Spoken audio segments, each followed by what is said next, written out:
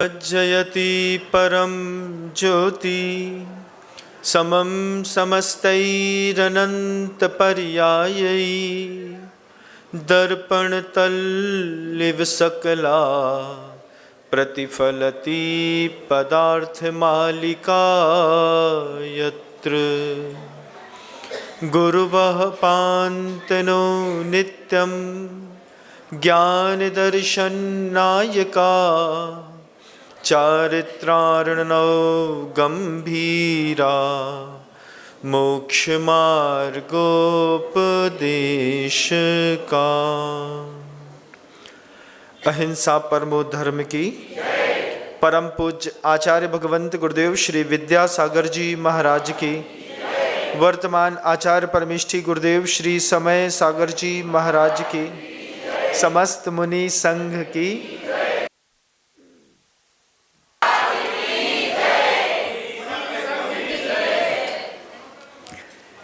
2 दिन से हमारा संवाद आर्त ध्यान और रौद्र ध्यान को लेकर के चल रहा है। 2 दिन तक हमने संवाद में वह बात रखी कि कैसे मंदिर जी के अंदर आकर के धार्मिक क्रिया करते हुए आप आर्त ध्यान और रौद्र ध्यान रखते हैं। आज मैं मंदिर जी की बात तो नहीं करूंगा, लेकिन आपके परिवार की बात जरूर करूंगा। जरूरी है इसलिए करूंगा। आपका आर्त ध्यान, आपका रौद्र ध्यान हमने 2 दिन में दिखाने का प्रयास किया। अब आप अपने बच्चे का आर्त ध्यान देखिए। जो आगे आने वाली जनरेशन है, वह जनरेशन कितना आर्त ध्यान और रौद्र ध्यान कर रही है। आपके घर का बच्चा कैसा बच्चा है, एक बार आप टेस्ट करिएगा। आपके घर का बच्चा डरा हुआ बच्चा है।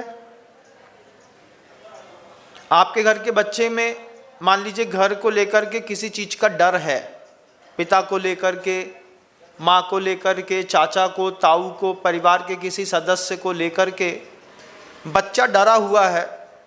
आर्त ध्यान बच्चे का देखिएगा ना। फिर दूसरा, आपका घर का बच्चा उदास बच्चा है। पहली बात तो डरा है, दूसरी बात आपका बच्चा उदास बच्चा है, तीसरा आपके घर का बच्चा आक्रामक है। आक्रामक कैसा है कि हाइपर एक्शन में तो है लेकिन आईक्यू नहीं है। एक बच्चा ऐसा है जिसका हाइपर एक्शन भी है और उसके पास आईक्यू भी है, लेकिन विदाउट आईक्यू आपका बच्चा हाइपर एक्शन में चल रहा है। आचार्य कहते हैं तीसरा, आपके बच्चे की एक और कंडीशन है। आपके घर के अंदर के बच्चे को देखिएगा एक बार। छोटी उम्र का होगा, बड़ी उम्र का होगा, आपके बच्चे को स्वयं को नुकसान पहुंचाने की आदत पड़ गई है। जरा सी बात में छोटा सा बच्चा होगा, चलना सीख करके 1 साल, 2 साल, 2.5 साल, 3 साल, 4 साल, 5 साल, किसी भी उम्र का बच्चा है, बच्चा तो आपके घर के अंदर है। उस बच्चे को आदत है, वो जब भी गुस्सा आता है तो दीवार में अपना सिर मारता है। कुछ बच्चे को घर के अंदर चाकू लेकर के दूसरे को डराने की आदत पड़ गई है। आपने अपना आर्त ध्यान, रौद्र ध्यान देखा है 2 दिनों के अंदर। मैं आपके परिवार के अंदर की एक भूमिका दिखाना चाहता हूं। देख करके आप अपने बच्चे की भूमिका तय करिएगा, अपनी तय करिएगा कि आपके बच्चे डरे हुए बच्चे हैं, आपके घर के अंदर के बच्चे उदास बच्चे हैं, आपके घर के अंदर के बच्चे आक्रामक बच्चे हैं, आपके घर के अंदर के बच्चों को स्वयं को नुकसान पहुंचाने की आदत पड़ गई है। जरा सी बात में सिर फोड़ लेगा, गुम्मा निकल आएगा। जरा सी बात में हड्डी टूट जाएगी। जरा सी बात में आपका बच्चा मरने मारने की धमकी देता है, हम कूद जाएंगे, हम मर जाएंगे, हमको नहीं रहना है यहाँ पर। आपके आर्त ध्यान बड़े लोगों के आर्त ध्यान है। आपके चाहे आपके बच्चे के, किसी के भी निकलने के रास्ते मेरे संवाद के बिना संभव नहीं है। इस बात को आप लोग ध्यान रखिएगा। जब तक आप मुझे गौर से सुनेंगे नहीं, दुनिया से बाहर निकलने का तुम्हारे पास कोई दूसरा सटीक रास्ता नहीं है। दुनिया में जितनी भी स्कूलें विद्यालय होते हैं, ये सारे के सारे स्कूल और विद्यालय बच्चे को लगातार आर्त ध्यान और रौद्र ध्यान की शिक्षा देते हैं, आर्त ध्यान और रौद्र ध्यान की ट्रेनिंग देते हैं। किसी बच्चे को सीए बनना है, सीए बनने वाला जो बच्चा है वो चौर्यानंदी रौद्र ध्यान को एक्सपर्ट होना चाह रहा है। टैक्स कैसे बचाया जाता है, इनकम कैसे सेव करी जाती है, रौद्र ध्यान है ये, ध्यान रखिएगा। सबसे बड़ा सफल सीए वही है जो 2 नंबर के पैसे को 1 नंबर की वाइट मनी बनाने के लिए 1000 उपाय आपको बताता है। रौद्र ध्यान। जो बच्चे बायोकेमिकल के इंजीनियर बनते हैं, वे इंजीनियर बनने वाले बच्चे हैदराबाद के ड्रेनेज की पॉटी को सुखा करके डिसॉल्व करके उसका कलर अलग करके क्लोरीन मिला करके गुटके में मिला करके आपको खिला देते हैं। ये हिंसानंदी रौद्र ध्यान। दुनिया के जितने बच्चे पढ़ते हैं स्कूलों में, सिर्फ आर्त ध्यान और रौद्र ध्यान की ट्रेनिंग होती है। छोटे से बच्चे को वेकेशन, समर वेकेशन में शाम के समय स्कूल में एक्टिविटी में आपके साथ में एक कंपटीशन क्रिएट किया जा सकता है। करते हैं, क्या है, बैडमिंटन का कंपटीशन है। कंपटीशन में जब एक बच्चे को स्टार लगा दिया जाता है तो दूसरे बच्चे के अंदर अपने आप डिमोटिवेट होकर के वो बच्चा उदास हो जाता है। ये भी एक प्रकार का रौद्र ध्यान है। आप अपना देखते हैं, अपने बच्चे का देखिए। 22 घंटे आपका बच्चा आर्त ध्यान और रौद्र ध्यान में रहता है। 22 घंटे आपका बच्चा आर्त ध्यान रौद्र ध्यान लगातार करता है। स्कूल में 8 घंटे करता है, घर में आकर के अलग करता है। आप में से कितने परिवार के लोग हैं कि आपका बच्चा आपसे कितना डरता है, एक बार देखिएगा। कितना भयंकर वाला डरता है कि ताऊ घर के अंदर घुसे और बच्चे को पसीना छूटता है तो चुपचाप चुप होकर के घर के ऊपर चढ़ जाता है। ये भी एक आर्त ध्यान है। अनिष्ट संयोगज। क्या हुआ? बापू स्वास्थ्य के लिए हानिकारक है, बात नहीं करना बाप जी से। अनिष्ट संयोगज आर्त ध्यान बच्चा कर रहा है आपका, आपको लग नहीं रहा है कोई चीज, लेकिन धीरे धीरे ऐसे ही बच्चों का पैरासोसाइडियल बिहेवियर हो जाता है। पैरासोसाइडियल बिहेवियर वाले जो बच्चे होते हैं वो स्वयं की हिंसा करने पर उतारू होते हैं।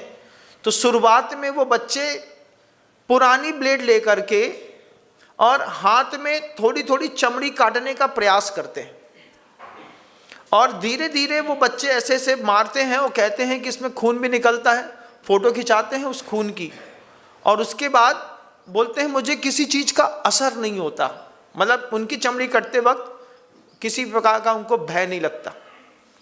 फिर वो बच्चे देखिएगा, जो बच्चे आपके परिवार के होने के बाद 7th, 8th, 9th, 10th, 11th, 12th standard पे कोटा एलिन में जाकर के या फिर किसी और कंपनी के स्कूलों में जाकर के आत्महत्या कर लेते हैं बिना आर्त ध्यान के।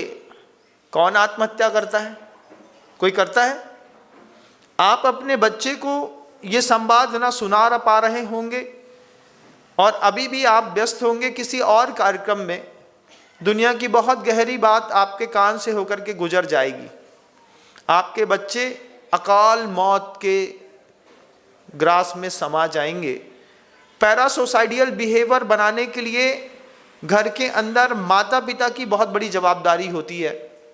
जब माँ लगातार अपने घर के प्रेशर के कारण बच्चे को अलग तरीके से तनाव दिखाती है, माँ का तनाव बच्चा देखता है कि माँ के पास रहने को एक कमरा नहीं है, या फिर अच्छी ज्वेलरी नहीं है, या फिर साड़ी नहीं है, या फिर बड़े पापा परेशान करते हैं, या फिर घर के अंदर किसी और बात में माँ को दबाया जाता है, तो जब माँ तनाव में रहती है तो उस तनाव का असर बच्चे के पैरासोसाइडियल बिहेवियर पर पड़ता है। बच्चा आत्म केंद्रित ना हो करके आत्म के लिए आक्रामक हो जाता है, तो जिसमें सेल्फ मर्डर की भावनाएं बढ़ने लगती हैं।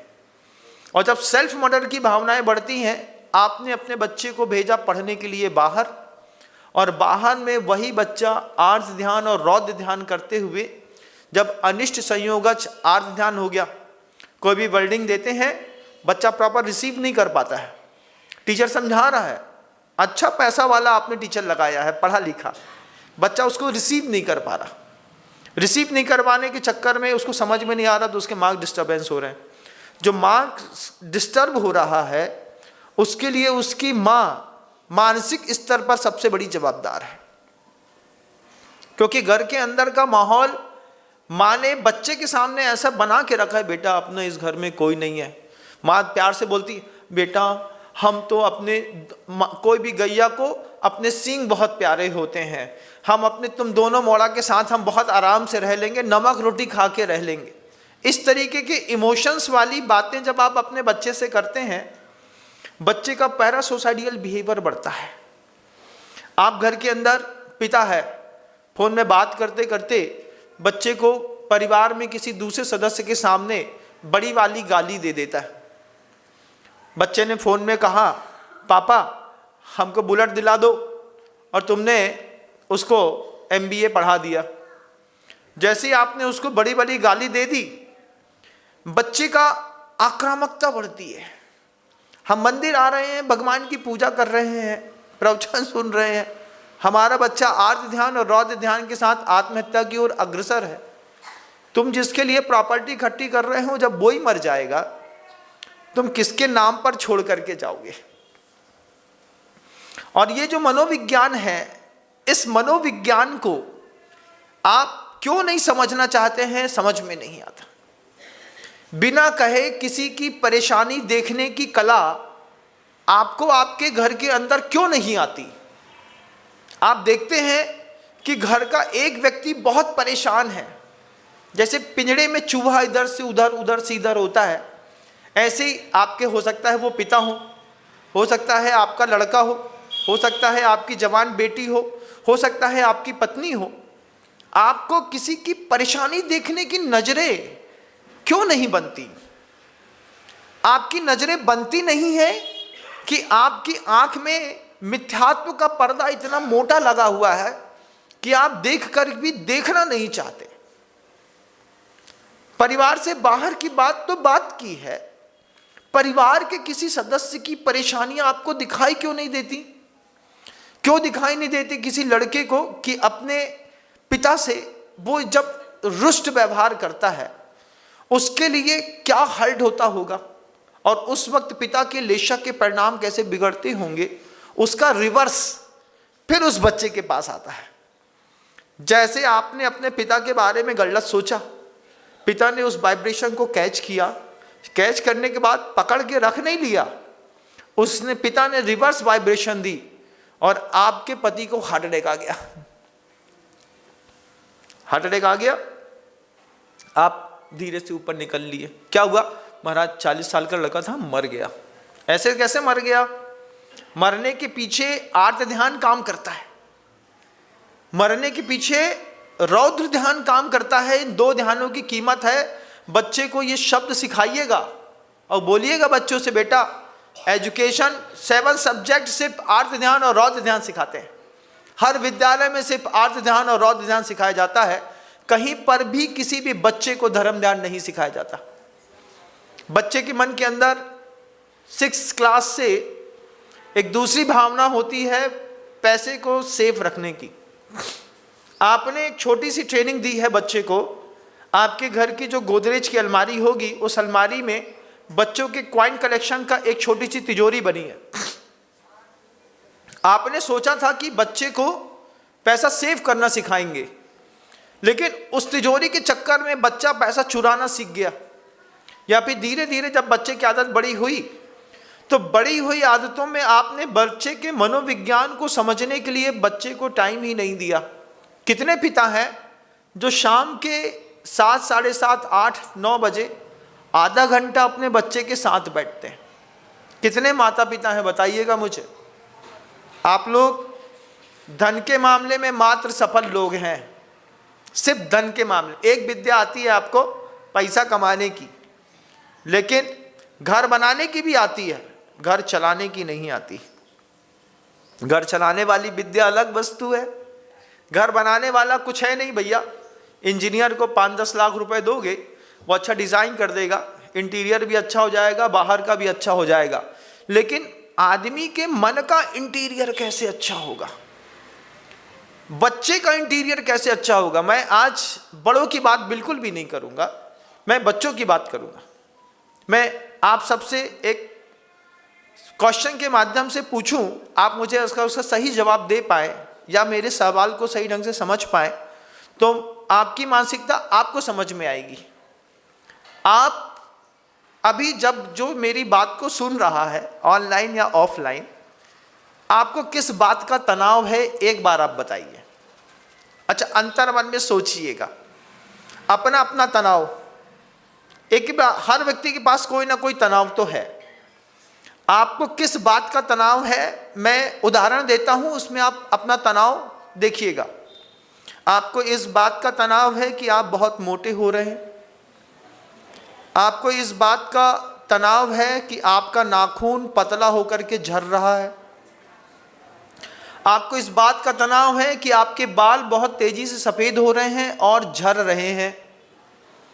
आप तनाव देखिएगा, है ना। आप तनाव देखिएगा कि आप कोई भी चीज़ खाने से पहले 1000 बार सोचते हैं कि ये खाऊं कि नहीं खाऊं, खाऊंगा तो कहीं ऐसा तो नहीं कि मेरा वजन बढ़ जाएगा। आप अपने नाभि के नीचे के भाग में बढ़े हुए फैट को अलग करने के लिए, लोग जब आपको मोटा बोलने लगे हैं, उससे आपको बड़ी तकलीफ हो रही है। आप अपने घर के अंदर बार बार वजन की मशीन पर पैर रखते हैं, सुबह शाम दिन में 2 बार अपना वजन चेक करते हैं, हर दूसरे तीसरे दिन में। आप अपनी बॉडी के फिजिक या फिगर को लेकर के बहुत ज़्यादा कॉन्शियस में हैं। अगर आप अपनी बॉडी को लेकर के कॉन्शियस में हैं, आपको लग रहा है कि आपके पेट में दर्द ज़्यादा होने लगा, आपको अचानक कॉन्स्टिपेशन की शिकायत होने लगी, आपको बार बार लगता है, फ्रेश होने के बाद भी लगता है अभी पेट में मल रखा है, मुझे भूख नहीं लग रही है, भूख मरती चली जा रही है। इसमें से आप किसी न किसी पैमाने में अपने आप को रख रहे होंगे।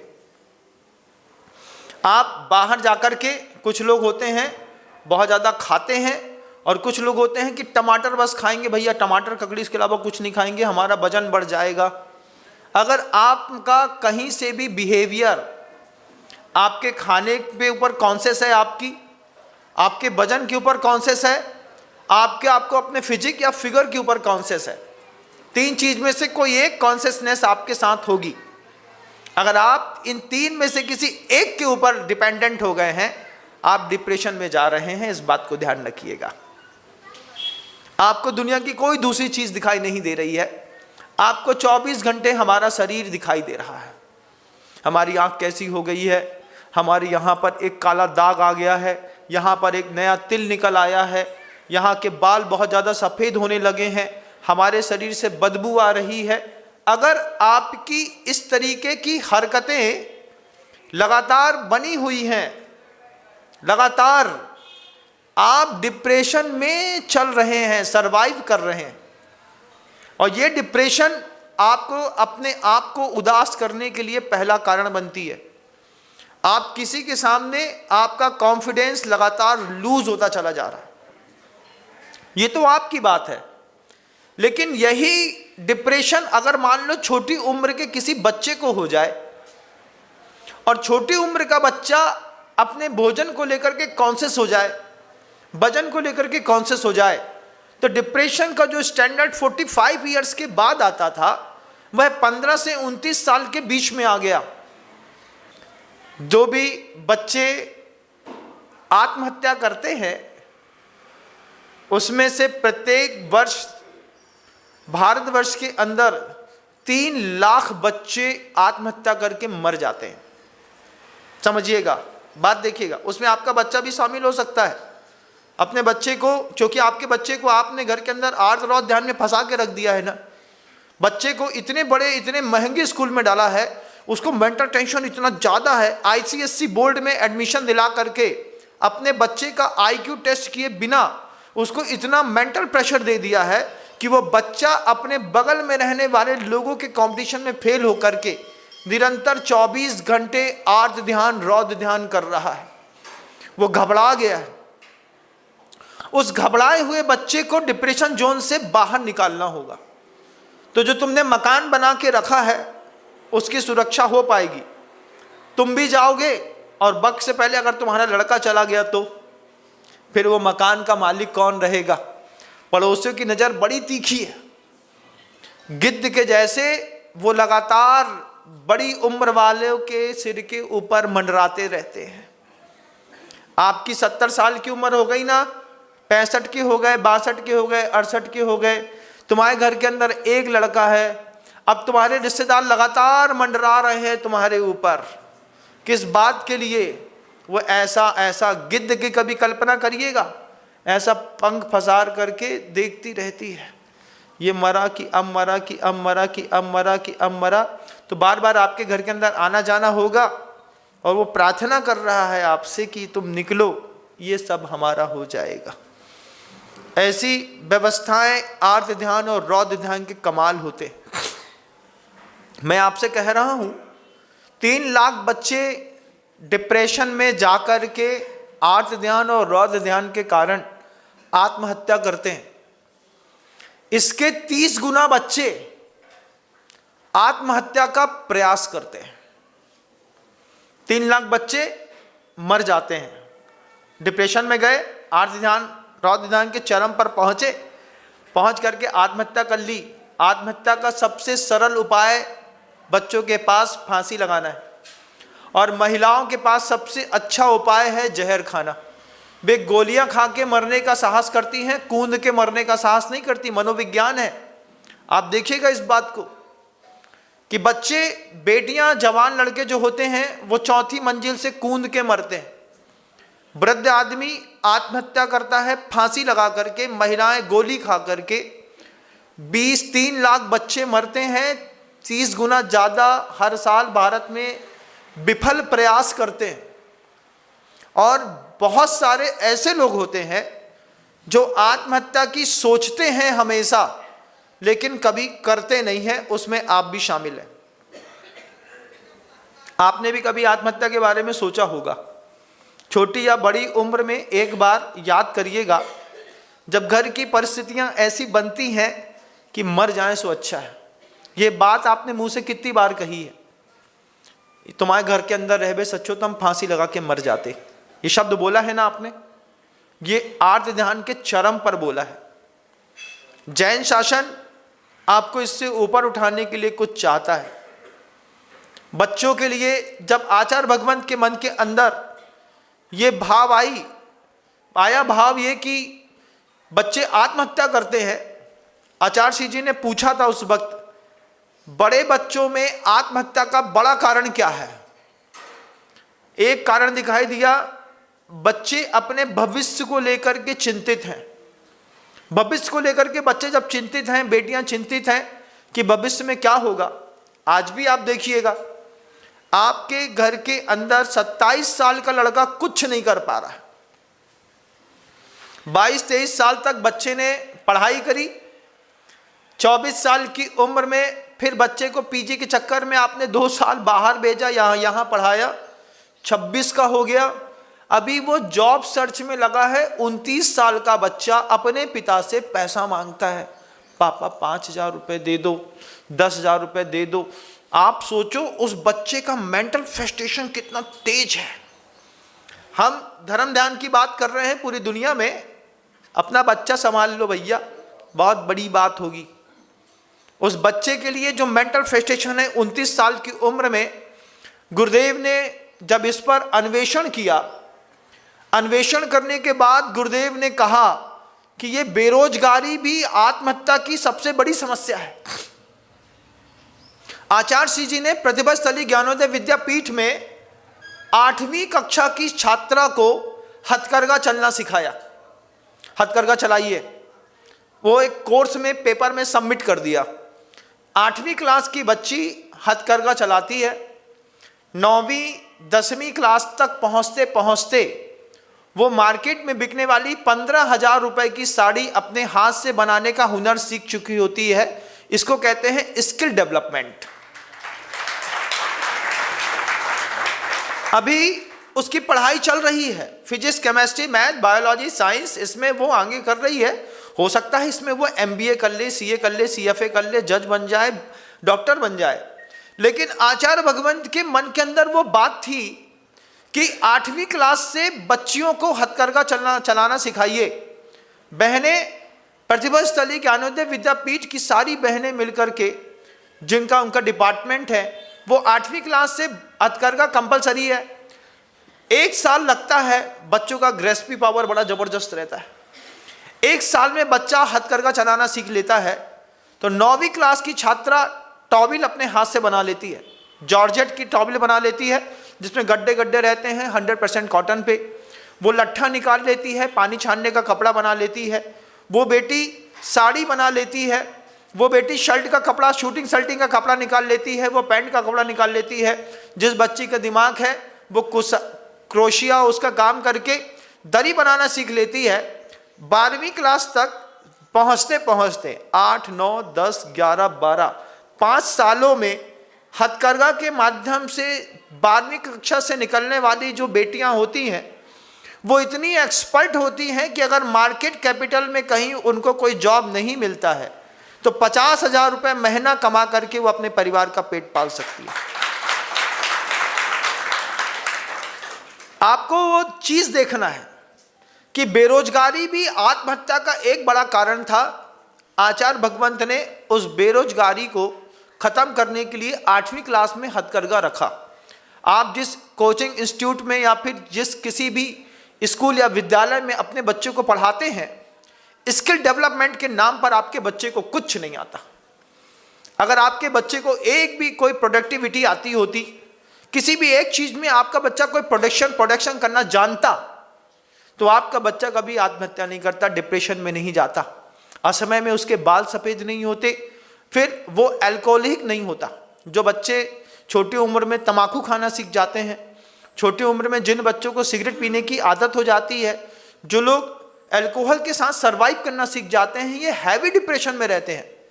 ये बच्चे निरंतर रौद्र ध्यान करते रहते हैं और मनोविज्ञान को नहीं समझने के कारण हम कभी ये नहीं समझ पाते। हम ये कहते हैं कि हमारा लड़का बिगड़ गया महाराज। हमारा लड़का ऐसे नहीं बिगड़ गया। हमारे लड़की को बिगड़ने के लिए हमने अपने घर के अंदर एक माहौल बनाया है। उस माहौल के कारण बच्चा बिगड़ करके अल्कोहलिक हो गया, शराब पीने लगा। कहा तुम दारू पीने लगे, हमसे बात नहीं करो तुम। क्या ये क्यों ऐसा उदास क्यों है? बच्चा डरा हुआ क्यों है? बच्चा आक्रामक क्यों है? बच्चा तुमसे भाग क्यों रहा है? क्या उसके आर्त ध्यान और रौद्र ध्यान में आप जवाबदार नहीं है? और अगर आप अपने ही बच्चे के आर्त ध्यान और रौद्र ध्यान में जवाबदार बन गए हैं तो क्या आप अपने घर के अंदर हिंसक नहीं है? और फिर अहिंसक को मुक्ति होती है, फिर आपके धर्म ध्यान से आपको मुक्ति कैसे होगी? एक क्वेश्चन मार्क आप सबकी लाइफ में दे रहा हूं। अपने बच्चे के साथ जिस तरीके का बिहेव करते हैं आप लोग, आपका बच्चा आपको नहीं चाहता। आपका बच्चा भगवान के पास जाकर के खड़ा होकर के बोलता है मेरे पिता मर जाते तो अच्छा रहता। पिता शब्द तो बहुत अच्छा होता है, वो ऐसा बोलता है मेरा बाप मर जाए तब मुझे जाकर के आराम मिलेगा। इतना आर्त ध्यान और रौद्र ध्यान के बीच में 22 घंटे 18 घंटे सरवाइव करने वाला व्यक्ति वो हमारे पास आधे घंटे के लिए आए और आप समझते हैं वो धर्म ध्यान कर लेगा। उसकी भूमिकाएं बनाने के लिए आप उनको भेजेंगे भी नहीं और आप उनको साथ में लेकर के आएंगे भी नहीं और आप सुनेंगे भी नहीं। प्रवचन सुनते सुनते भी जिनको बात करने की आदत है, एक दूसरे को टारगेट करने की आदत है, ये लोग प्रवचन में ना आए तो बहुत अच्छा है। क्यों? क्योंकि सुधरना समझना नहीं है। लगातार घर के अंदर एक कसाई मंडी बना करके रखी है। जैसे कसाई की मंडी में कुत्ते बिल्ली भैंस बकरे काटे जाते हैं, ऐसे ही भावनात्मक रूप से आप अपने घर के अंदर परिवार वालों का लगातार हनन करते रहते हैं। कच कच कच कच कच कच कच, जो जानते हैं आप इस चीज से उसको तकलीफ होगी, आप वो काम जरूर करते हैं, चला करके करते हैं। बाल सफेद हो गए हो, उम्र बढ़ गई हो तो भी, छोटी उम्र के हो तो भी, ये लोगों में जो आदत बनी हुई है हिंसा नंदी रौद्र ध्यान की घर के अंदर करने की, आपकी प्रार्थनाएं कभी मंदिरों में स्वीकार नहीं होंगी। और अगर आपको अपनी प्रार्थनाएं स्वीकार करनी है तो आपको अपने घर के अंदर एक तीर्थंकर की भूमिका तय करनी पड़ेगी कि मैं घर के अंदर प्रवेश करूंगा तो मेरे नीचे रहने वाले लोगों में मैत्री भाव रहेगा, समभाव रहेगा, सुख की बातें करेंगे, एक दूसरे के समर्पण की बातें करेंगे, एक दूसरे के सहयोग की बातें करेंगे, बैर विरोध भूल जाएंगे। क्यों? पिताजी आ गए हैं, अब घर में किसी को किसी से कोई डरने की जरूरत नहीं है। सब एक साथ एक टेबल पर बैठ करके, आप एक थाली पे खा नहीं सकते, एक साथ भक्तांबर स्तोत्र का पाठ कर नहीं सकते, एक साथ किसी तीर्थ क्षेत्र में जाकर के महीने के अंतिम दिन में एक शांति विधान नहीं कर सकते। तुम्हारे पैसे वाला होने से क्या हो गया? तुमने घर के अंदर क्या इकट्ठा किया है? तुम्हारा जीव के ऊपर अधिकार ज्यादा है कि अजीब के ऊपर? महाराज, जीवाधिकरण होता है और एक अजीवाधिकरण होता है। तो आपका अजीब के ऊपर तो अधिकार बहुत ज्यादा है। हमारी गाड़ी है, हमारा बंगला है, हमारी घड़ी है, हमारा हीरा है, हमारी ड्रेस है, हमारा सेटअप है, हमारा मकान है, हमारा बेडरूम है, हमारी चीजें हैं, हमारा कुत्ता है। तुम्हारा सिर्फ अजीबों के ऊपर अधिकार है। घर के अंदर रहने वाले जीवों के ऊपर तुम्हारा कोई अधिकार भी है कि नहीं? गुरुदेव के हाथ के नीचे अजीवाधिकरण कम रहा है और जीवाधिकरण सबसे ज्यादा रहा है। हर एक शिष्य के ऊपर उनका अधिकार बना रहा। हर एक शिष्य को पल्लवित और पोषित करने में उन महापुरुषों ने अपनी पूरी जान और जीवनी लगा दी, पूरी जीवनी शक्ति लगाई। आपका, आपके घर के अंदर आप कुछ करो या नहीं करो, लेकिन आपका अजीवाधिकरण अधिकार ज्यादा है। आप अजीब वस्तु के प्रति मोहित ज्यादा है। आप बताइए मुझे, घर के अंदर जो आपने महंगी वाली कटलरी लेकर के आए थे, उसमें से एक प्लेट अगर घर के अंदर कोई रिश्तेदार तोड़ दे तो रिश्तेदार के रिश्ता टूटने का दुख ज्यादा लगता है कि कटलरी टूटने का? बोलो।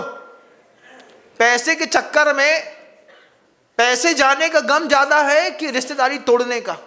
रिश्तेदारी महाराज एक झटके में खच करके अलग कर देंगे। सुनो, आज के बाद हमारे घर के अंदर घुसियो मत। काहे? तुम तो हमारे खास रिश्तेदार थे, गई रिश्तेदारी चूल्हा में, आज के बाद प्रवेश मत करियो, भाग यहां से। उसका बैग निकाल करके बाहर कर दिया। और क्या कर दिया? आपको जीवाधिकरण के ऊपर विश्वास ही नहीं है।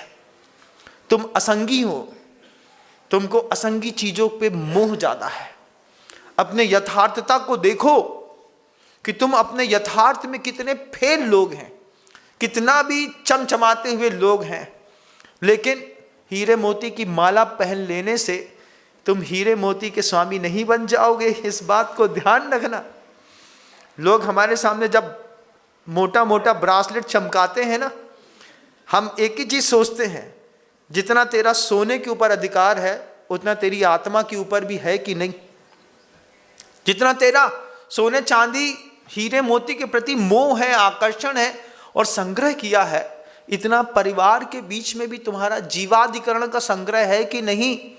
बच्चा तुम्हारी बात को काटता है, एक्सक्यूज करता है कि पहली बार में हाँ कर देता है, पहली बार आर्गुमेंट करता है, हम ना करेंगे, फिर जाकर के मम्मी से बोलता है, पापा हम ही को क्यों फंसाते हैं, हर बार जब देखो तब हम ही दिखते हैं, क्या घर में और कोई नहीं है? तुम कितना अच्छा चमका रहे हो, हाथ में, गले में, पैर में, सब चीजों में, बाहर BMW मर्सिडीज खड़ी है, सब खड़ा है, लेकिन अजीब अधिकरण के ऊपर तुम्हारा अधिकार है। परिवार के सदस्य तुमको नहीं चाहते, तुम्हारी सिर्फ संपत्ति चाहते हैं। देव शास्त्र और गुरु की शरण में आकर के कुछ अलग सुनने और समझने मिलता है। ऐसी दृष्टियां संत भी बहुत कम खोल पाते हैं।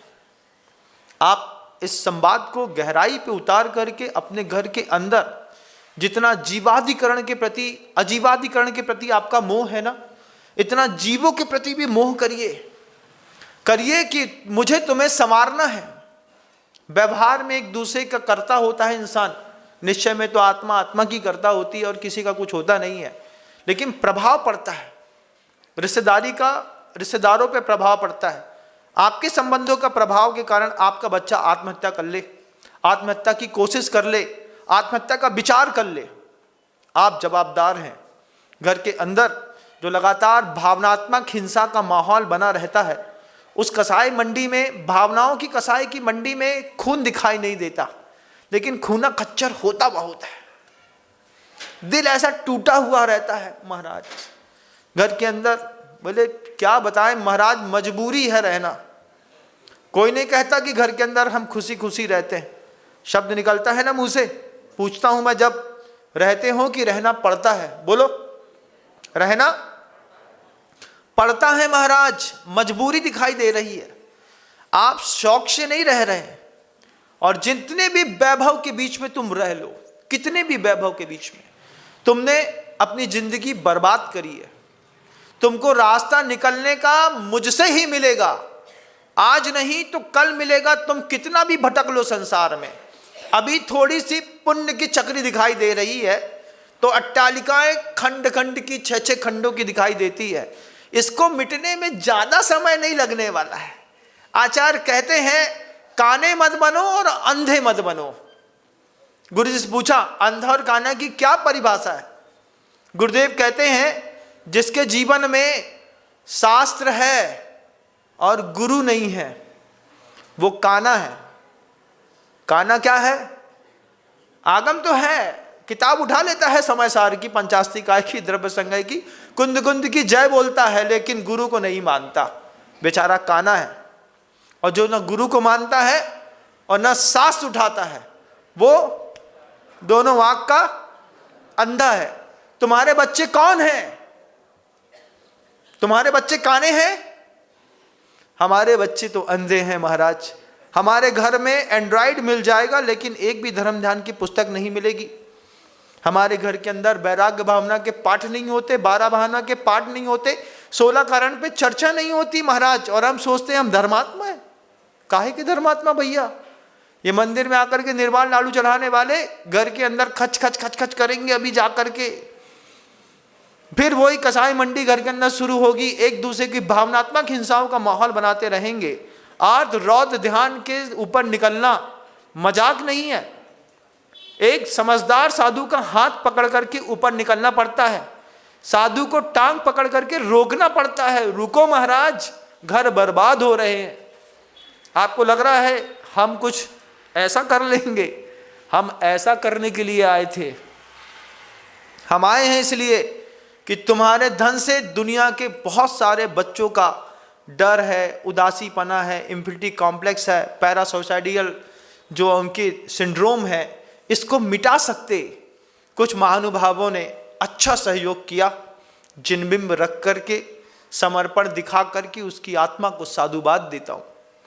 उन प्रत्येक महानुभावों को साधुवाद देता हूँ जिनके पास सामर्थ्य थी, जिनकी सामर्थ्य मद्दी थी, लेकिन उन्होंने अपनी भावनात्मक शक्ति का परिचय देकर के आर्त ध्यान और रौद्र ध्यान से ऊपर उठने का प्रयास किया। लेकिन जो लोग संपन्न होने के बावजूद शांत बैठे हैं, उनके लिए इतनी करुणा भावना है कि तुम कभी जीवन में अपने आर्त ध्यान और रौद्र ध्यान से मुक्त नहीं हो पाओगे। ये श्राप है हर इंसान को, मैं दे नहीं रहा हूं। आर्त ध्यान और रौद्र ध्यान का श्राप है। जिसके घर से दान की शक्तियां प्रस्फुटित नहीं होती, उनके घर के परिवार के अंदर लगातार खूना खच्चर भावनात्मक रूप से होता रहता है। एक जिनबिंब रखना, अपने परिवार को ऊपर उठाना है, किसी जिन शासन को ऊपर उठाना तो बात की बात है, व्यवहार की बात है। लेकिन जब आप जिनबिंब रखते हैं, उसकी चर्चा से पूरे घर का माहौल बदलता है, पाप करने की शक्ति घटती है, लोगों के मन के अंदर भावनाएं पैदा होती हैं, घर के अंदर चर्चा होती है। लड़का माँ से कोने में पूछता है, पापा ने प्रतिमा रखी है? हमने सुनी है। हाँ प्रतिमा रखी है। बब्बा पापा प्रतिमा रख रहे। वो सिगरेट पीने से पहले सोचेगा हमारे पिता ने प्रतिमा रखी है, मैं सबके सामने सिगरेट पीऊं या ना पीऊं। और नहीं तो जिनके घरों में इस तरीके के काम नहीं होते, खुले आम बेटियां पकड़ ली जाती हैं रेड लाइट एरिया में सिगरेट पीते हुए।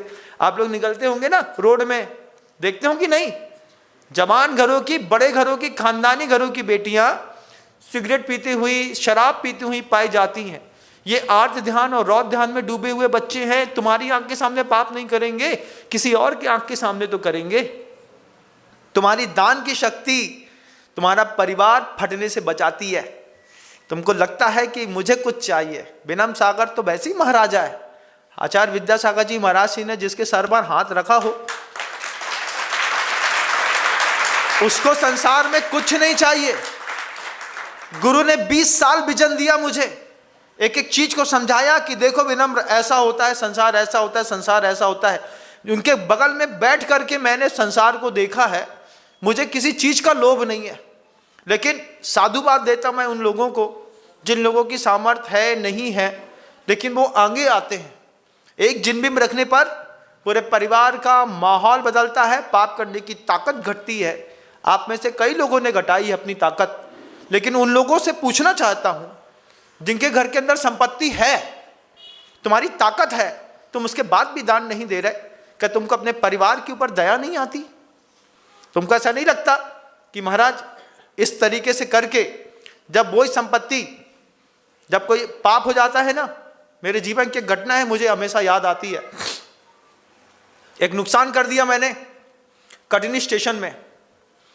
कटनी स्टेशन में नुकसान किया तो उसकी भरपाई में किसी दूसरे व्यक्ति से मांग करके पिताजी को 5,000 रुपए देने पड़े। 5,000 रुपए देने पड़े। घर पहुंच गया, छोटी उम्र थी, 13-14 साल का कुल। 14 साल की उम्र में घर के अंदर से 5,000 रुपए निकाल करके पिताजी ने हम ही को थमाए। बोले जाओ अग्रवाल चाचा को 5,000 रुपए दे करके आना। वो जब 5,000 रुपए मेरे हाथ में आया, मैं सोचता रहा, इतनी मेहनत करके, नमक बेच करके, गुड़ बेच करके, जीरा धनिया बेच करके, एक एक रुपए बेच करके पैसा कमाते हैं, और मेरे छोटी सी गलती के चक्कर में पापा की 5,000 खर्चा हो गए। उस पैसे को लेकर के जब मैं जा रहा था तो रास्ते भर इस बात का चिंतन करता रहा कि ये पैसा मैंने बर्बाद किया है, इसकी मेहनत मुझे करनी है। जा करके आंख उनको दिया तो रोने लगा। तो अग्रवाल चाचा ने सिर पर हाथ रख करके कहा, बेटा गलती हो जाती है, लेकिन बाप बाप होता है, सब अच्छा हो जाएगा, चिंता नहीं करो, पैसा वैसा तो लगते रहते हैं। वो ले नहीं रहे थे पैसा, हमने कहा ले लो, पापा ने भेजे हैं। वापिस जाकर के उनको फेस करना मुश्किल हुआ। क्यों? अपराध किया, लड़के के हाथ से पैसा भेजा। जाओ, तो ये पैसा तुम्हें दर्द पैदा करता है कि नहीं? तुमने बोलियां ली है ना, जिनने भी बोलियां ली हैं, अपने अपने बच्चों के हाथ से पैसा देवोदय चैरिटेबल ट्रस्ट में जमा कराइएगा। बच्चे को पैसा दीजिएगा, बेटा ये जिनबिंब मूर्ति का पैसा है, तुम जा करके उस ऑफिस में जमा करा करके एक रसीद ला करके हमको दे दो। रास्ते भर वो पैसा बच्चे के दिमाग में बोलेगा, ये बात बड़ी मेहनत से कमाए हुआ मेरे पापा का पुण्य का पैसा है, पापा इससे जिनबिंब रख रहे हैं। कितने सौभाग्य की बात है। अगर उसकी पाप करने की ताकत होगी तो वो पाप को छोड़ देगा। बंधुओं, ये ताकत होती है दान की, बशर्ते किसके हाथ से कैसा कराया जा रहा है। हमने चेक काट करके अंधेरे में दे दिया, बच्चा हमारा बेचारा वहीं एसी के कमरे में आराम से अभी भी सो रहा है। उसको उठाएंगे बाद में जा करके, उठो बेटा, महाराज के प्रवचन खत्म हो गए। जितने भी लोगों ने दुनिया में किसी भी मंदिर में दान दिया है, वे सारे के सारे लोग अपने जवान बच्चे और बेटी के हाथ से मंदिर पैसा पहुंचाइए। मंदिर में जाकर के इस बहाने बच्चे मंदिर तक जाएंगे। हमारी रसीद बनवा करके ले आना, बच्चे को दो, 25,000 रुपए दे दो, एक्स्ट्रा बचे, जाओ एक बार मंदिर में इसकी रसीद कटवा करके देवोदय चैरिटेबल ट्रस्ट से पैसा ले आना, ये दे देना, प्रतिमा के पेटे में जमा कर लेंगे। उनसे कहना खुद पैसा जमा करने मत आओ।